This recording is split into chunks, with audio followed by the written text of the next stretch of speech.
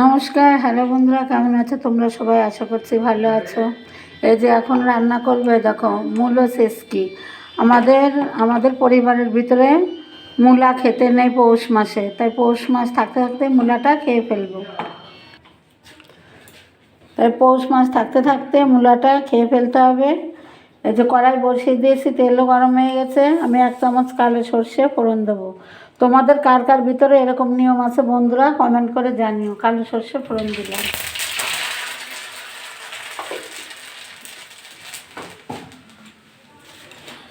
এবার ধুয়ে কেটে রাখা মূলোগুলো দিয়ে দিচ্ছি।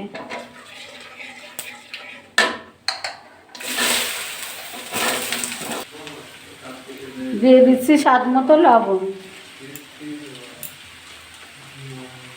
আর একটুখানি হলুদ গুঁড়ো। আমি নেড়ে চেড়ে ভালো করে, জল দেবো না, যে জল বেরোবে সেই থেকে সিদ্ধ হয়ে যাবে, ঢাকা দিয়ে দেবো। কয়েকটা চেরা কাঁচা লঙ্কা দিয়ে দিচ্ছি, 1 চামচ চিনি দিয়ে দিচ্ছি। তো বন্ধুরা, এই যে মূলো শেষকে আমার করা হয়ে গেছে। দারুণ টেস্ট হয়েছে খেতে বন্ধুরা। তোমরা অনেকেই খেতে চায় না, কিন্তু এভাবে রান্না করে দিলে পরে অবশ্যই সবাই খাবে। তাহলে কেমন হয়েছে অবশ্যই কমেন্ট করে জানাও। তোমরা এভাবে একবার খেয়ে দেখো।